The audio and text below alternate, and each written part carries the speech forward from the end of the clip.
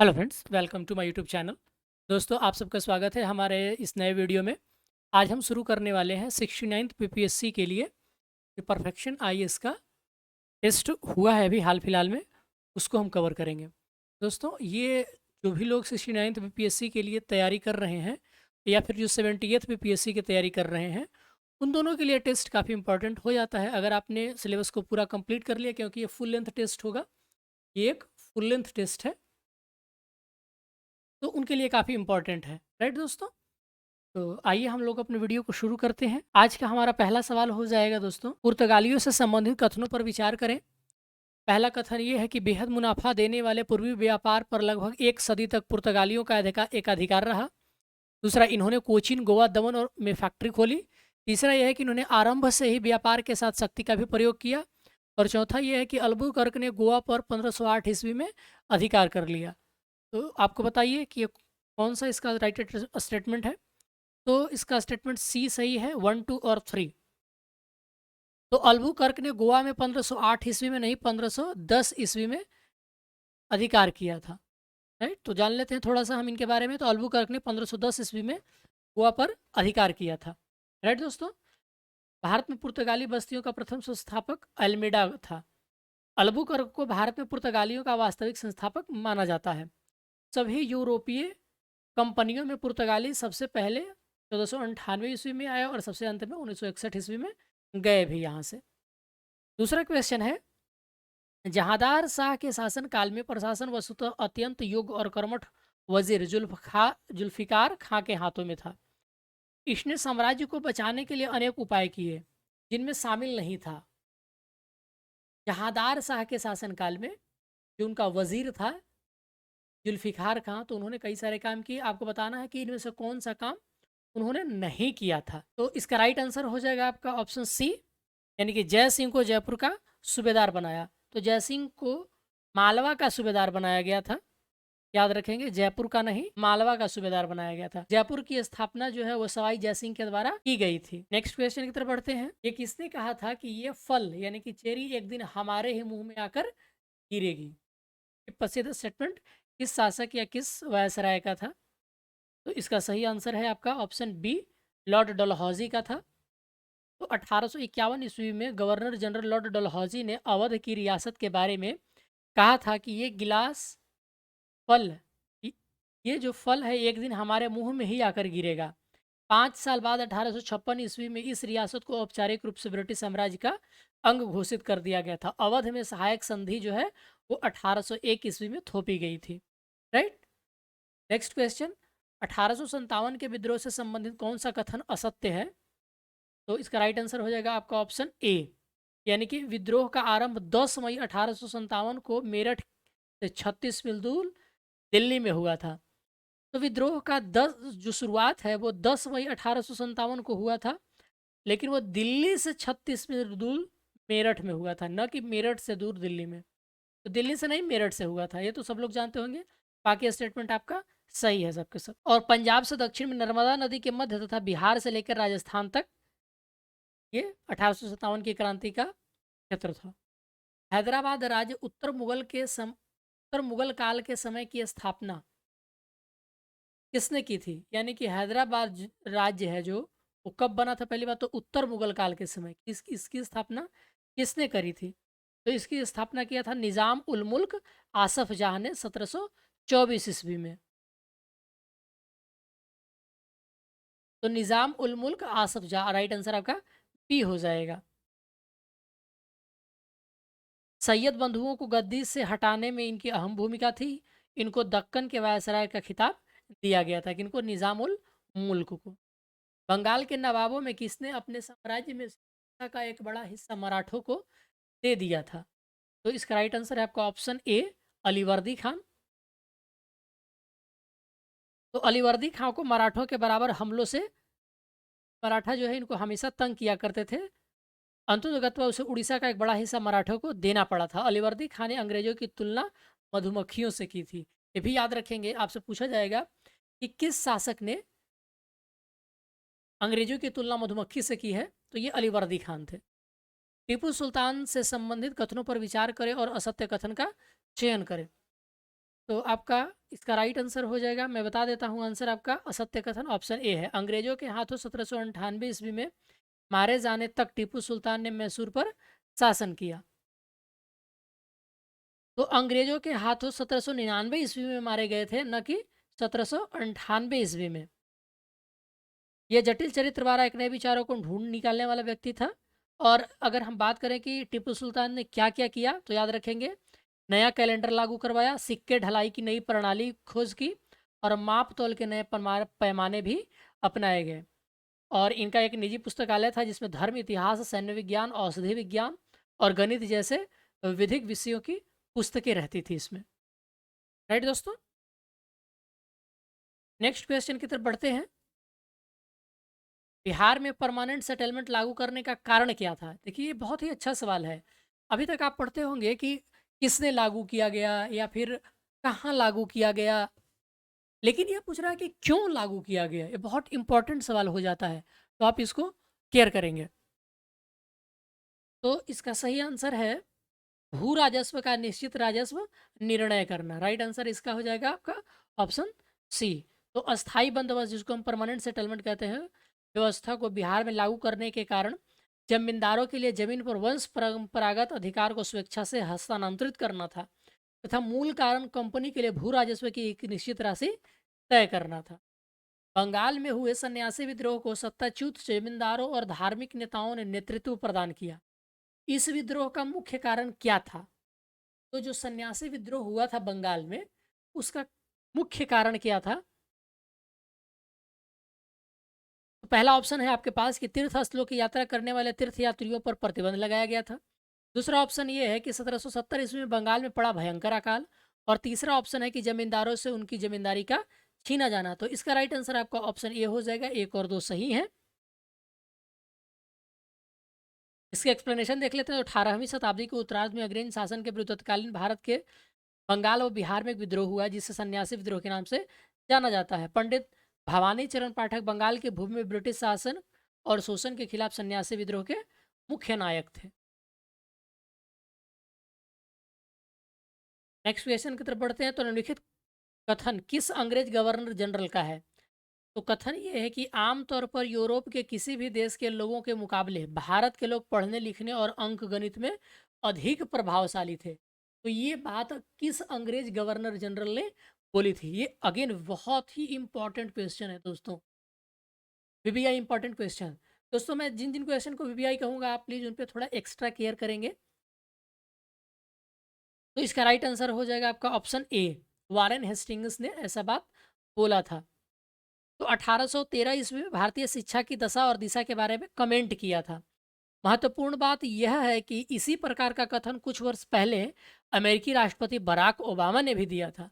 तो आप दोनों याद रखेंगे, अगर ऑप्शन में दोनों की बातें आती हैं, अगर वारेन हेस्टिंग्स और बराक ओबामा का भी ऑप्शन में रहता है, तो याद रखेंगे दोनों ने ऐसी बातें कही थी कि भारत के लोग जो है यूरोपियन लोगों से मुकाबले में जो पढ़ने लिखने और अंक गणित में अधिक प्रतिभाशाली होते हैं। नेक्स्ट क्वेश्चन, लगभग एक शताब्दी तक पुर्तगाली दक्षिण भारत में छाए रहे, खुले समुद्र पर उनका राज चलता था। इसका सबसे महत्वपूर्ण कारण क्या था? राइट, तो पुर्तगाली दक्षिण भारत में समुद्र पर राज करते थे, इसका कारण क्या है? तो इसका सही कारण है आपका कि पूरा दक्षिण भारत मुगल साम्राज्य से बाहर था, इसलिए इन्हें मुगलों की ताकत का सामना नहीं करना पड़ता। तो सही आंसर आपका ऑप्शन ए है। डच ईस्ट इंडिया कंपनी से संबंधित कौन सा कथन असत्य है? तो इसका राइट आंसर डी हो जाएगा। डचों ने पटना में अपने कारखाने 1633 ईस्वी में स्थापित किए। नहीं, 1633 में नहीं, 1632 ईस्वी में स्थापित किए थे। 1658 में डचों ने पुर्तगालियों से श्रीलंका को भी जीत लिया था। और डचों ने सूरत, भड़ौच, कैम्बे, जिसे हम खंबात कहते हैं हिंदी में, अहमदाबाद, कोचीन, नागपट्टनम, मसूलीपट्टनम, चिंसूरा, पटना और आगरा में व्यापारिक केंद्र खोले थे। नेक्स्ट क्वेश्चन, वर्ष 1687 ईस्वी में ईस्ट इंडिया कंपनी के डायरेक्टरों ने कहाँ के गवर्नर को सलाह दी कि वह एक ऐसी नागरिक और सैनिक शक्ति स्थापित करे और राजस्व का सुरक्षित और इतना बड़ा स्रोत बनाए कि भारत में एक बड़े, मजबूत और हमेशा हमेशा के लिए सुरक्षित ब्रिटिश राज्य की नींव डाली जा सके। तो इसका राइट आंसर आपका ऑप्शन सी है, यानी कि मद्रास।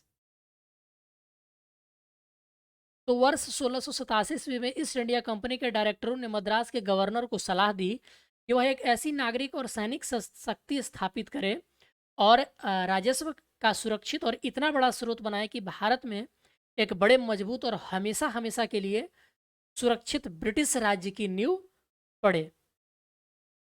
अगला क्वेश्चन है कि वर्तमान कलकत्ता की नींव 1698 ईस्वी में पड़ी थी, जिसमें उस समय का क्षेत्र शामिल नहीं था। तो कौन सा क्षेत्र शामिल नहीं था? इसका राइट आंसर हो जाएगा आपका डी, 24 परगना। तो जो उस वक्त स्थापना किया गया था 1698 ईस्वी में कलकत्ता की, आप ईस्वी सन भी याद रखेंगे, तो उसमें मूल रूप से 3 जगहें थी। कौन कौन? तो सुतनाती, कालीकाता और गोविंदपुर। तो ये तीनों जगह आते थे, 24 परगना नहीं आता था। और यहाँ इन्होंने अपनी फैक्ट्री के इर्द गिर्द फोर्ट विलियम नाम का एक किला बनवाया था। यही गांव जल्द ही बढ़कर एक नगर बन गया, जिसे अब कलकत्ता कहा जाता है। नेक्स्ट क्वेश्चन ये है कि ईस्ट इंडिया कंपनी एक कंपनी से संबंधित कौन सा कथन असत्य है? मतलब ईस्ट इंडिया कंपनी का एक कंपनी के संदर्भ में कौन सा कथन असत्य है? तो इसका सही आंसर ऑप्शन डी हो जाएगा, यानी कि 1600 के चार्टर के केप ऑफ गुड होप के पूर्व में व्यापार करने का एकाधिकार कंपनी को 10 वर्षों के लिए दिया गया था। यह स्टेटमेंट आपका गलत है। क्यों गलत है? तो कंपनी को पूर्व में व्यापार करने का अधिकार 15 वर्षों के लिए दिया गया था, जिसे 1609 ईस्वी में अनिश्चित काल के लिए बढ़ा दिया गया था। तो ये 10 साल के लिए नहीं था, बल्कि 15 सालों के लिए था। याद रखेंगे, ये 15 वर्षों के लिए था। बाकी आपका सही है, यानी कि भारत से इंग्लैंड में होने वाला प्रतिवर्ष आयात 1708 ईस्वी में कितना हो गया था? 1740 ईस्वी तक मद्रास, बॉम्बे और कलकत्ता की अंग्रेज बस्तियां विकसित होकर के नगरों का केंद्र बन गया था। और 18वीं सदी के मध्य तक मद्रास की जनसंख्या बढ़कर 3 लाख, कलकत्ता की 2 लाख और बम्बई की 70,000 हो चुकी थी। तो याद रखेंगे, सबसे बड़ा जनसंख्या वाला कौन था? तो वो आपका मद्रास ही था। अगला क्वेश्चन है कि अंग्रेजों ने भारत में किस राज्य को सबसे पहले अपने अधीन किया था? वो बंगाल था। इसके अनेक कारण थे। आर्थिक कारणों की अगर हम बात करें, तो कौन सा आर्थिक कारण महत्वपूर्ण नहीं था? तो इनमें से कौन सा आर्थिक कारण महत्वपूर्ण नहीं था? आपके सामने ऑप्शन है। ऑप्शन ये है कि बंगाल से ईस्ट इंडिया कंपनी और उसके कर्मचारियों के लाभदायक व्यापारिक हित जुड़े थे। 1717 में मुगल सम्राट के एक शाही फरमान द्वारा अंग्रेजों को बहुमूल्य विशेषाधिकार मिले हुए थे। कंपनी के कर्मचारियों को निजी व्यापार की छूट थी। मुगल सम्राट पूरी तरह से अंग्रेजों को संरक्षण देता था। तो इसका जो सही आंसर है क्वेश्चन नंबर 16 का, वो है आपका ऑप्शन डी, यानी कि मुगल सम्राट पूरी तरीके से अंग्रेजों को संरक्षण देता था। ये सही नहीं है आर्थिक कारणों की अगर हम बात करें तो अंग्रेजों ने भारत में बंगाल को अधीन किया था। बंगाल से ईस्ट इंडिया कंपनी और उसके कर्मचारियों के लाभदायक व्यापारिक हित जुड़े थे। 1717 ईस्वी में मुगल सम्राट के एक शाही फरमान के द्वारा अंग्रेजों को बहुमूल्य विशेषाधिकार मिले हुए थे। कंपनी के कर्मचारी के निजी व्यापार की छूट थी, यानी कि कंपनी के जो कर्मचारी होते थे उनके निजी व्यापार के लिए भी कुछ छूट दिया गया था। राइट दोस्तों, चलिए आगे बढ़ते हैं।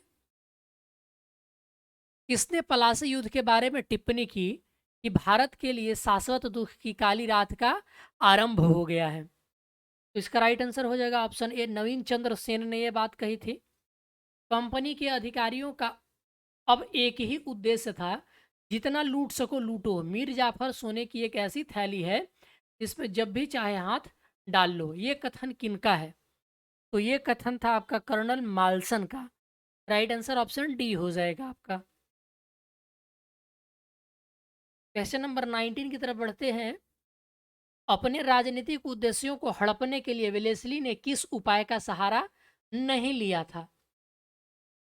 तो 19 का राइट आंसर आपका डी हो जाएगा, मतलब व्यक्तिगत नीति नहीं। देखिए, सहायक संधि तो था ही, खुला युद्ध भी था और पहले से अधीन बनाए जा चुके शासकों का इलाका हड़पना। तो ये सब आता था, लेकिन व्यक्- व्यक्तिगत नीति नहीं होती थी, यानी कि लैप्स्ड पॉलिसी जो थी ये आपका डलहौजी का था, ये वेलेस्ली का नहीं था। सब लोग आप लोग जानते होंगे इनके बारे में। चलिए आगे बढ़ते हैं क्वेश्चन नंबर 20 की तरफ। तो किसने गर्वपूर्वक घोषणा की कि काफिरों का दयनीय दास बनकर और उनके पेंशन प्राप्त राजाओं और नवाबों की सूची में शामिल होकर जीने से अच्छा है कि एक योद्धा की तरह मर जाना? तो इसका सही आंसर था दोस्तों ऑप्शन डी, टीपू सुल्तान ने ये बात बोली थी। क्वेश्चन नंबर 21, निम्नलिखित कथन किसका है? हमें सिंध पर कब्जा करने का कोई हक नहीं है, फिर भी हम ऐसा करेंगे और यह बदमाशी का एक बहुत ही लाभदायक और उपयोगी और मानवीय उदाहरण होगा। तो 21 का जो राइट आंसर है वो है आपका ऑप्शन डी, इनमें से कोई नहीं। तो ये कहा किसने था दोस्तों? तो ये चार्ल्स नेपियर का था, याद रखेंगे, ये नेपियर का स्टेटमेंट था। तो नेपियर ने क्या बोला था कि सिंध के अमीर कहलाने वाले सरदारों से 1839 ईस्वी में एक सहायक संधि पर हस्ताक्षर किए थे इसने, और उन्हीं ने उसी ने कहा था कि सिंध पर कब्जा करने का कोई हक नहीं है और फिर भी हम ऐसा करेंगे और बदमाशी का यह बहुत ही लाभदायक, उपयोगी और मानवीय उदाहरण होगा। किस एक्ट के तहत बोर्ड ऑफ कंट्रोल का गठन किया गया था? अगेन वीवीआई क्वेश्चन, ये यूपीएससी इवन बहुत बार ये सवाल पूछ चुकी है, यूपीएससी भी। तो आप इसको याद रखेंगे। क्वेश्चन नंबर 22 का राइट आंसर बी हो जाएगा, यानी कि 1784 के पिट्स इंडिया एक्ट के तहत बोर्ड ऑफ कंट्रोल का गठन किया गया था। रेगुलेटिंग एक्ट के 200 और ब्रिटिश राजनीति के उतार चढ़ाव के कारण 1784 में एक और कानून बनाना पड़ा, जिसे पिट का इंडिया एक्ट कहा जाता है। इस कानून के बल पर ब्रिटिश सरकार का कंपनी के मामलों पर तथा उसके भारतीय प्रशासन पर पूरा नियंत्रण स्थापित हो गया। इसी एक्ट के तहत बोर्ड ऑफ कंट्रोल की स्थापना की गई, जिसमें 2 कैबिनेट मंत्री भी शामिल होते। बारदोली सत्याग्रह के बारे में लिखित कथनों में कथन सत्य है? 23 का राइट आंसर डी हो जाएगा। ये सब के सब स्टेटमेंट इसमें से सही है। मद्रास के बोर्ड ऑफ रेवेन्यू के अध्यक्ष ने टिप्पणी की कि हमारी प्रणाली बहुत कुछ स्पंज की तरह काम करती है, जो गंगा के तटों से सभी अच्छी चीजें सोखकर थेम्स नदी के तट पर निचोड़ देती है। तो ये किसने कहा था? इसका राइट आंसर हो जाएगा आपका जॉन सुलीवन, ऑप्शन ए इसका सही आंसर हो जाएगा। क्वेश्चन नंबर 25, एनी बेसेंट के बारे में कौन सा कथन सही नहीं है? एनी एक आयरिश महिला थी जो 1893 में भारत आई थी। 1888 में बेसेंट थियोसॉफिकल सोसाइटी की सदस्य बनी। इनके प्रयासों से 988 में वाराणसी में सेंट्रल हिंदू कॉलेज की स्थापना हुई। इन्होंने अपने को सदैव राष्ट्रीय आंदोलन से दूर रखा। तो कौन सा कथन सही नहीं है आपसे पूछता है? तो राइट आंसर है आपका ऑप्शन डी, एक गलत है कि इन्होंने अपने आप को राष्ट्रीय आंदोलन से दूर रखा। ऐसा क्यों? क्योंकि 1917 में भारतीय राष्ट्रीय कांग्रेस की अध्यक्षता इन्होंने की थी। ये 1893 में भारत आई थी, 1888 में थियोसॉफिकल सोसाइटी की सदस्य बनी थी, 1898 में वाराणसी में सेंट्रल हिंदू कॉलेज की स्थापना हुई थी। यह न्यू इंडिया और द कॉमनवेल्थ से जुड़ी हुई थी, याद रखेंगे, न्यू इंडिया एंड कॉमनवेल्थ। भारतीय राष्ट्रीय कांग्रेस के प्रथम 20 वर्षों में प्रत्येक वर्ष के अंत में एक 3 दिवसीय अधिवेशन होता था। आपको बताना है कि इनमें से कौन सही है। अधिवेशन के सभी प्रमुख वक्ता अंग्रेजी में भाषण देते थे। अधिवेशन के अंत में राजनीतिक, प्रशासनिक व आर्थिक मुद्दे से जुड़े प्रस्ताव पारित किए जाते थे। या उपयुक्त में से सभी आंसर सही है, तो इसका राइट आंसर डी हो जाएगा, सबके सब सही है। साइमन कमीशन का विरोध करने वाले नेताओं से संबंधित कौन सा युग्म सुमेलित नहीं है? तो 27 का जो आपका राइट आंसर है वो सी हो जाएगा, जवाहरलाल नेहरू इलाहाबाद। तो साइमन कमीशन का बहिष्कार जवाहरलाल नेहरू ने लखनऊ में किया था, न कि इलाहाबाद में। साइमन कमीशन 7 ब्रिटिश सांसदों का एक समूह हुआ करता था, जिसका गठन 8 नवंबर 1927 को भारत के संवैधानिक सुधारों के लिए लाया गया था।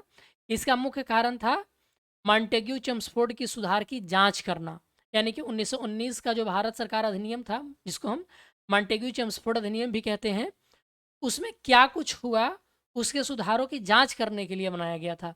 कांग्रेस के मद्रास अधिवेशन में एम ए अंसारी की अध्यक्षता में इस कमीशन का बहिष्कार करने का निर्णय लिया गया था। तो देखिए, खुली कुजमा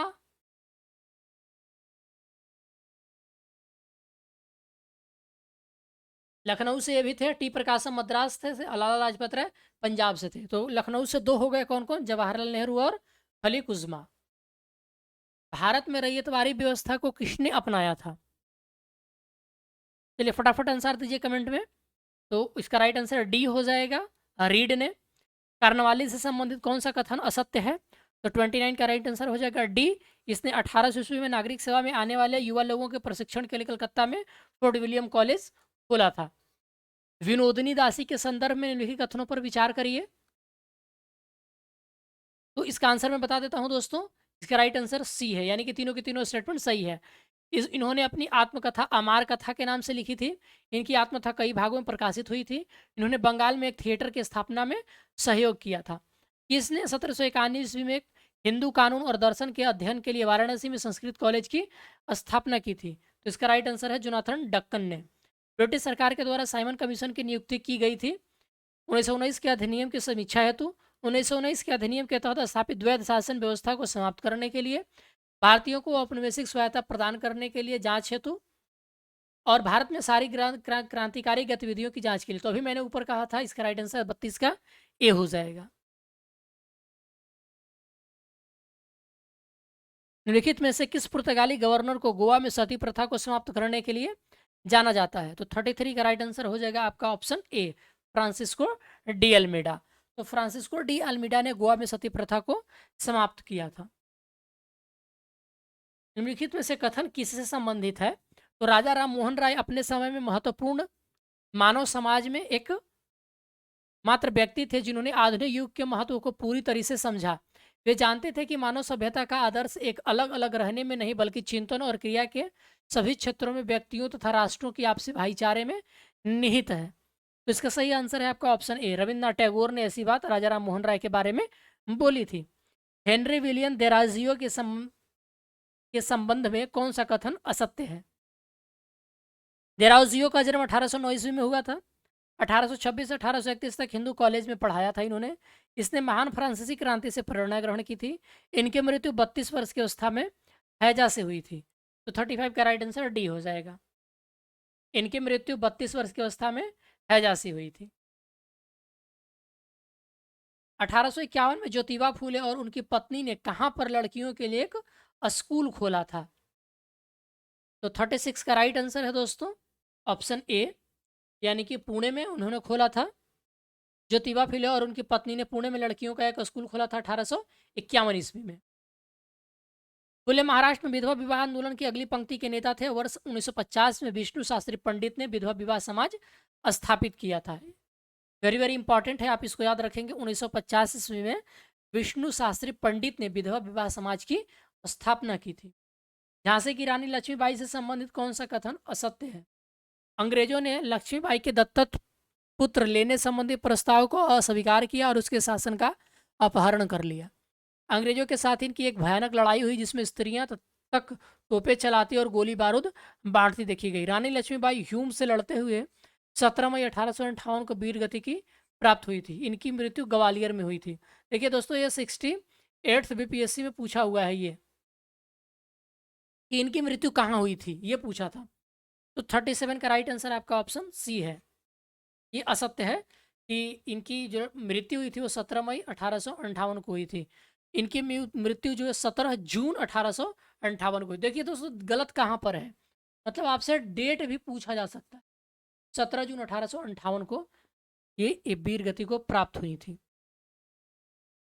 इनके साथ एक मुस्लिम लड़की भी शहीद हुई थी, जिनकी बचपन की साथी हुआ करती थी। 1857 के विद्रोह को दबाने में किन सैनिकों को ख्याति प्राप्त हुई? तो 38 का राइट आंसर हो जाएगा आपका ऑप्शन डी, यानी कि सब के सब सही है। जॉन लॉरेंस, आउट्रम, हैवलॉक, नील, कैंपबेल, ह्यूरोज। अब देख लेते हैं कौन कौन कहाँ से था।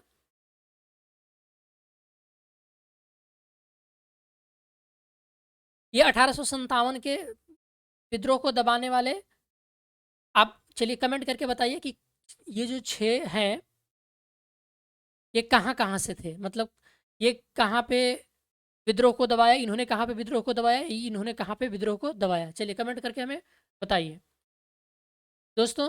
कमेंट करना ना भूलें कि आपने कितना अटेम्प्ट किया है। प्लीज़ आप कमेंट करके बताएं कि आपको कितना मार्क्स मिले, ताकि आपको पता चले कि आपकी तैयारी का लेवल कितना है या कैसा है। कैप्टन विलियम, इसमें से कह रहा है कि कौन सा कथन गलत नहीं है, मतलब कौन सा कथन सही है। कैप्टन विलियम हॉकिंस 1608 ईस्वी में मुगल सम्राट जहांगीर के दरबार में सूरत में एक अंग्रेजी व्यापारिक पोस्ट खोलने की अनुमति का अनुरोध करने के लिए आया था। हालांकि सम्राट ने डच दबाव के कारण इसे स्वीकार कर दिया। बाद में 1612 ईस्वी में जहांगीर ने ईस्ट इंडिया कंपनी को सूरत में एक कारखाना बनाने की अनुमति दी।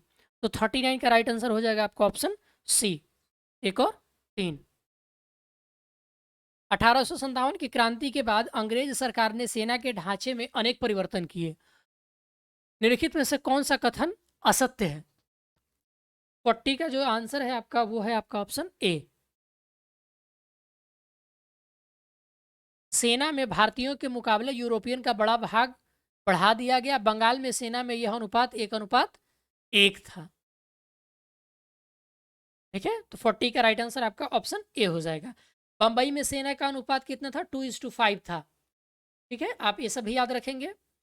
और बंगाल में सेना का अनुपात 1:2 था, नॉट 1:1। 41 क्वेश्चन नंबर, तो लिखित में से असत्य कथन को चुना करिए। चलिए बताइए कि कौन सा कथन असत्य है। आप स्टेटमेंट ध्यान से पढ़िए और प्लीज अपना जो आंसर है वो कमेंट बॉक्स में दीजिए। 1897 में तिलक को किस अपराध के कारण जेल की सजा हुई थी?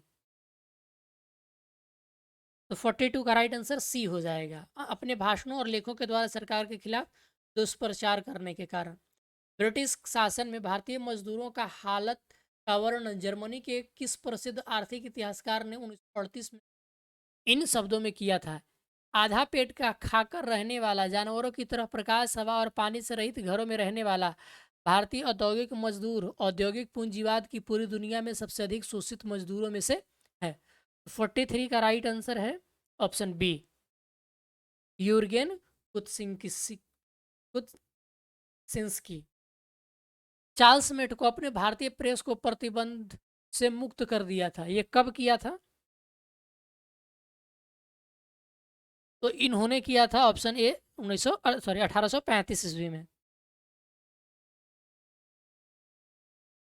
अब आपको सुमेलित करना है अस्थाई भूमि बंदोबस्त, रैयतवाड़ी और महालवाड़ी। तो कौन कौन कहाँ पे था? तो अस्थाई जो था वो उत्तरी कर्नाटक, बंगाल, बिहार और उड़ीसा में था। रैयतवाड़ी अगर देखा जाए तो महाराष्ट्र, तमिलनाडु, पूर्वी बंगाल, असम और कुर्ग में था। और महालवाड़ी की अगर हम बात करें तो आगरा, अवध, उत्तर पश्चिम सीमा और संयुक्त प्रांत में था। तो इसका राइट आंसर हो जाएगा, आप देख लीजिए, ए का बी, बी का 1, ए का 3, बी का 1। राइट आंसर आपका ऑप्शन ए हो जाएगा। अलग थलग रहने वाले स्वावलंबी गांव के कवच की इस्पात को रेल ने भेद दिया तथा उसके प्राण शक्ति को क्षीण कर दिया, ये कथन किसका था? तो इसका राइट आंसर आपका ऑप्शन ए है, डी.एच. बुकानन का था ये। भारतीय हस्तशिल्पों की तबाही के बारे में निम्नलिखित कथनों में से ये कथन किसका है? इस दरिद्रता के समान दरिद्रता वाणिज्य के इतिहास में शायद ही कभी रही है। बुनकरों की हड्डियां भारत के मैदानों को विरंजित कर रही हैं। तो 47 का जो राइट आंसर है दोस्तों वो है ऑप्शन बी, ये लॉर्ड विलियम बेंटिंग ने कहा था। भारत में पहला कपड़ा मिल 1853 में बंबई में किसके द्वारा शुरू किया गया था? तो 48 का राइट आंसर हो जाएगा ऑप्शन ए, कावस जी नानाबाई के द्वारा। नील की खेती करने वाले किसानों के उत्पीड़न का सजीव चित्रण किसने अपने नाटक नील दर्पण में किया है? तो 49 का राइट आंसर हो जाएगा दीनबंधु मित्र। ये भी बीपीएससी प्रीवियस ईयर क्वेश्चन है ये। इन्होंने महिला शिक्षा के लिए लड़ाई लड़ी, बाल विवाह की बर्बर प्रथा को सख्ती से चुनौती दी और पूरे बंगाल में लड़कियों के लिए 35 स्कूलों की स्थापना की। इन्होंने कुलीन ब्राह्मण बहु विवाह की तत्कालीन प्रचलित सामाजिक प्रथा के खिलाफ भी एक दृढ़ लड़ाई लड़ी। निम्नलिखित में से किसे इन उपलब्धियों का श्रेय दिया जाता है? तो 50 का राइट आंसर बी हो जाएगा, ईश्वर चंद्र विद्यासागर को। 1866 ईस्वी में लंदन में दादा भाई नौरोजी ने क्या स्थापित किया था? तो ईस्ट इंडिया एसोसिएशन की स्थापना करी थी। राइट आंसर ऑप्शन ए हो जाएगा। भारतीय राष्ट्रीय कांग्रेस के गठन के समय इसके उद्देश्यों में कौन शामिल नहीं था? तो 52 का राइट आंसर हो जाएगा ऑप्शन डी, इस देश को स्वतंत्रता की तरफ धीरे धीरे अग्रसरित करना, ये शामिल नहीं था। तो क्या था दोस्तों? तो देश के विभिन्न भागों के राष्ट्रवादी राजनीतिक कार्यकर्ताओं के बीच मैत्रीपूर्ण संबंध स्थापित करना, जाति धर्म प्रांत का भेद किए बिना राष्ट्रीय एकता की भावना को विकसित और मजबूत करना, जनप्रिय मांगों को निरूपण तथा उन्हें सरकार के सामने रखना। सेफ्टी वाल्व का सिद्धांत किसका था? Question number 53। तो सेफ्टी वाल्व का सिद्धांत जो है, राइट आंसर ऑप्शन ए हो जाएगा, येयो ह्यूम का था ये। कलकत्ता विश्वविद्यालय की पहली महिला संस्थापक कंदमनी गांगुली ने कांग्रेस के किस अधिवेशन को संबोधित किया था? तो 54 का राइट आंसर हो जाएगा आपका ऑप्शन सी, 1890। राष्ट्रीय आंदोलन के किस नेता ने अपने जीवन तथा आय का एक बड़ा हिस्सा इंग्लैंड में रहकर वहां की जनता में भारत की मांगों का प्रचार करने में लगा दिया? तो 55 का राइट आंसर ऑप्शन डी हो जाएगा, 1919 ईस्वी में। डफरीन ने किस वर्ष एक सार्वजनिक भाषण में राष्ट्रीय कांग्रेस पर हमला किया तथा उसे जनता के एक बहुत सूक्ष्म भाग का प्रतिनिधि बताकर उसकी हंसी उड़ाई? 57 का राइट आंसर सी हो जाएगा, 1887 ईस्वी में। Question number 58। तो 19वीं सदी में महिलाओं की स्थिति के बारे में इनमें से कौन सा कथन सही नहीं है? तो इसका राइट आंसर हो जाएगा आपका ऑप्शन डी, विधवा पुनर्विवाह की प्रथा। 1878 में ब्रह्म समाज में दूसरी बार फूट पड़ने के क्या कारण थे? इसका राइट आंसर बी हो जाएगा, इनके द्वारा अपनी अल्पवयस्क पुत्री का विवाह करना। तो 1878 में ब्रह्म समाज में दूसरी बार फूट पड़ा। वस्तुतः तो केशव चंद्र सेन ने विवाह संबंधी एक नियम बनाया जिसमें विवाह के लिए लड़की की आयु 14 वर्ष निर्धारित की गई, परंतु केशव चंद्र सेन ने अपनी 13 वर्षीय पुत्री का विवाह कूच बिहार के राजा से कर दिया। इसी कारण ब्रह्म समाज में दूसरी बार फूट पड़ा था। आर्य समाज की किस योजना ने भारत में सांप्रदायिकता को जन्म दिया? इसका राइट आंसर ऑप्शन ए हो जाएगा, शुद्धि आंदोलन। किसका विचार था हमारी अपनी मातृभूमि के लिए दो महान धर्मों हिंदुत्व तथा इस्लाम का संयोग ही एकमात्र आशा है? 61 का राइट आंसर सी हो जाएगा, स्वामी विवेकानंद। विवेकानंद ने रामकृष्ण मिशन की स्थापना कब करी थी? इसका राइट आंसर हो जाएगा ऑप्शन बी, 1897 ईस्वी में। किसने कहा था कि जिस देश कोयला और लौह अयस्क का भंडार हो तथा संचार एवं परिवहन व्यवस्था विकसित हो जाए तो वहां औद्योगिकरण होगा? ये स्टेटमेंट किनका है? राइट आंसर बी है, कार्ल मार्क्स का था ये। Question number 64। तो थियोसॉफिकल सोसाइटी का भारत में कार्यालय खोला गया? 64 का राइट आंसर आपका हो जाएगा ऑप्शन ए, 1886 ईस्वी में। लिखित में से कौन सा एक जोड़ा सही है? तो अखिल भारतीय अस्पृश्यता निवारण संघ महात्मा गांधी ने बनाया था, सही है। अखिल भारतीय दलित वर्ग ये अम्बेडकर ने बनाया था। डिप्रेस्ड क्लासेज मिशन सोसाइटी ये वी.आर. सिंधे ने बनाया था, तो राइट आंसर आपका डी हो जाएगा। मोहम्मडन लिटरेरी सोसाइटी की स्थापना कब व कहाँ हुआ था? 66 का राइट आंसर डी हो जाएगा, 1863 ईस्वी में कलकत्ता में हुआ था ये। तो राइट आंसर आपका ऑप्शन डी हो जाएगा, 1863 में कलकत्ता में। किसका कथन है कि हम दोनों भारत की हवा में सांस लेते हैं और गंगा यमुना का पवित्र जल पीते हैं, हम दोनों भारत की धरती का अनाज खाकर जीवित रहते हैं? तो 67 का राइट आंसर सी हो जाएगा, सर सैयद अहमद खां। अलीगढ़ आंदोलन के नेताओं में शामिल नहीं है, कौन शामिल नहीं थे? तो राइट आंसर डी हो जाएगा, ये सैयद मुश्ताक हुसैन नहीं थे। तो चिराग अली, उर्दू शायर अल्ताफ हुसैन अली, नज़ीर अहमद और मौलाना शिबली नुमानी अलीगढ़ आंदोलन के कुछ प्रमुख नेता हुआ करते थे। 1851 में रहमानी मजायदासन सभा यानी कि रिलीजन रिफॉर्म एसोसिएशन का आरंभ किसने किया था? तो इसका सही आंसर है ऑप्शन डी,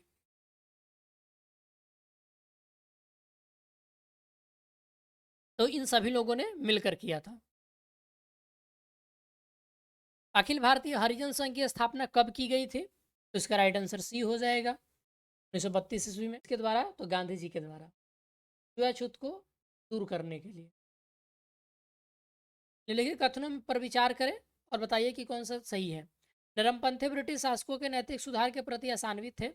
राष्ट्रवादी लेखक और आंदोलनकारी भारत की आर्थिक दुर्दशा का उत्तरदायी यहाँ की चेतना शून्य जनता को मानते थे। तो 71 का राइट आंसर आपका हो जाएगा ऑप्शन ए, केवल पहला सही है। 1908 में तिलक को गिरफ्तार कर 6 वर्ष के लिए कहाँ रखा गया? 72 का राइट आंसर ऑप्शन ए हो जाएगा, मांडले जेल में। निम्नलिखित महापुरुषों को उनके कृत्यों के सही सुमेलन की पहचान करें। 73 का राइट आंसर डी हो जाएगा, केवल 2 और 3। क्वेश्चन नंबर 74, तो 1906 में अखिल भारतीय मुस्लिम लीग की स्थापना किसने की थी? तो इसका राइट आंसर सी हो जाएगा, आगा खां और नवाब मोहिनीसुल मुल्क। तो इन दोनों ने मिलकर किया था ढाका में। 1934 में कांग्रेस सोशलिस्ट पार्टी की स्थापना का घोषित उद्देश्य क्या था? तो इसका राइट आंसर सी हो जाएगा, कांग्रेस की नीतियों को समाजवादी मोड़ देना। बाल गंगाधर तिलक ने अपना प्रसिद्ध नारा स्वराज मेरा जन्मसिद्ध अधिकार और मैं इसे लेकर रहूंगा किस आंदोलन के दौरान दिया था? तो राइट आंसर हो जाएगा आपका ऑप्शन ए, होम रूल आंदोलन के समय इन्होंने दिया था। किस पत्रिका ने एक विज्ञापन छापा? भारत में विद्रोह फैलाने के लिए बहादुर सिपाहियों की आवश्यकता है, तनख्वाह, मौत, इनाम, शहादत, पेंशन, आज़ादी, लड़ाई का मैदान, भारत है। तो ये किस पत्रिका का था? तो इसका राइट आंसर डी हो जाएगा, गदर का था ये। सोहन सिंह भखना जो बाद में पंजाब के एक प्रमुख नेता बने थे, के शब्दों में हम सिख या पंजाबी नहीं थे, हमारा धर्म देशभक्ति था। मैक्सिको, जापान, चीन, फिलीपींस, मलेशिया, सिंगापुर, थाईलैंड, हिंदुचीन और पूर्वी तथा दक्षिणी अफ्रीका जैसे दूसरे देशों में भी पार्टी के सक्रिय सदस्य मौजूद थे। किसके? गदर पार्टी की बात हो रही है। तो दोस्तों ये पार्ट 1 रहा। अगर हम पूरा करेंगे तो वीडियो ज़्यादा लंबा हो जाएगा, इसलिए मैंने इस टेस्ट सीरीज को दो भागों में बांट दिया है। ये हमारा पहला पार्ट था। तो प्लीज़ हमें आप कमेंट करके बताओ कि 75 क्वेश्चन में आपके कितने सही हुए। अगले 75 क्वेश्चन हम अगले वीडियो में कवर करेंगे। प्लीज़ हमें कमेंट करके बताएं और ये भी बताएं कि आपको ये वीडियो कैसा लगा, कि आपके लिए हेल्पफुल है। वीडियो देखने के लिए आप सबका बहुत बहुत शुक्रिया। मिलते हैं नेक्स्ट वीडियो में, तब तक के लिए धन्यवाद।